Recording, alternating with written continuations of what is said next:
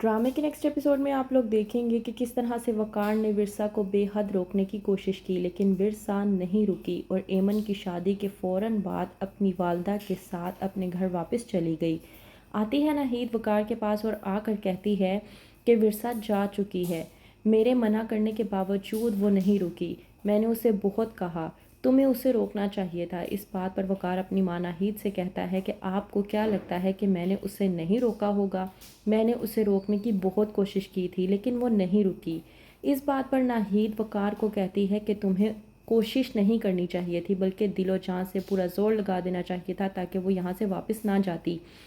जितनी शिद्दतों से तुमने उसे अपनी ज़िंदगी से बाहर निकालने की कोशिश की है ना, इतनी ही कोशिश तुम उसे अपनी ज़िंदगी में वापस लाने की करोगे ना, तो वो तुम्हारी ज़िंदगी में वापस आ जाएगी।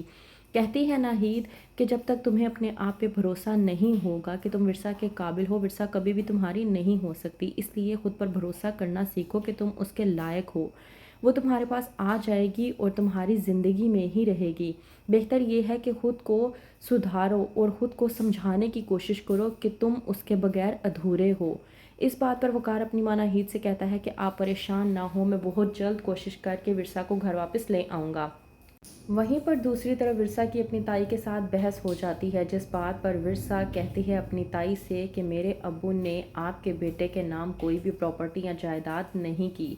मुझे पूरा यकीन है कि मेरे अब्बू ऐसा कर ही नहीं सकते और बहुत जल्द मैं इस बात को साबित कर दूंगी। आप परेशान ना हो, बहुत जल्द मैं अपना सब कुछ वापस लेकर रहूँगी, क्योंकि इस पर मेरा हक है। जब हरमान को यकीन हो जाता है कि विरसा अब पीछे नहीं हटेगी और वो सब कुछ करके रहेगी जो उसने ठान लिया है, तो वो भी तय कर लेता है कि वो विरसा को किसी भी हालत में वकील के पास जाने नहीं देगा। विरसा जो कि तैयारी करती है पूरे डॉक्यूमेंट्स को कलेक्ट करके जाने की वकील के पास, तो वहीं से फरमान पीछा करता है विरसा का और रास्ते में ही उसको किडनैप करके अपने साथ ले जाता है। और इस प्लान में कोई और नहीं बल्कि ज़ूबी भी फरमान के साथ शामिल होती है। काफ़ी टाइम के बाद जब विरसा घर वापस नहीं आती तो फातिमा बहुत ज़्यादा परेशान हो जाती है। उसे कुछ भी समझ नहीं आती कि वो आखिरकार क्या करे। वो सीधा वकार को कॉल मिलाती है। बहुत ही ज़्यादा घबराई होती है। जब वकार कॉल उठाता है तो कहती है फातिमा कि मैंने वकार से बात करनी है। वकार कहता है कि जी आंटी, मैं वकार ही बात कर रहा हूँ, क्या बात है, आप इतना परेशान क्यों लग रही हैं?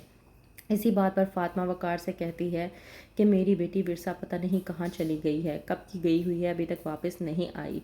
प्लीज़ उसे ढूंढ कर ला दो। वकार अभी इतनी बात सुनता ही है कि उसे समझ नहीं आती कि आखिरकार फातिमा क्या कहना चाह रही है। ज़ूबी को जब इस बात के बारे में मालूम होता है तो वो बहुत ज़्यादा खुश हो जाती है, क्योंकि वो जानती है कि विरसा कहीं और नहीं गई, बल्कि फरमान उसे अपने साथ ले गया है, वो भी किडनैप करके, ताकि वो अपने मकसद में भी कामयाब हो जाए और वकार की ज़िंदगी से भी उसे दूर करके ज़ूबी का मकसद पूरा कर सके।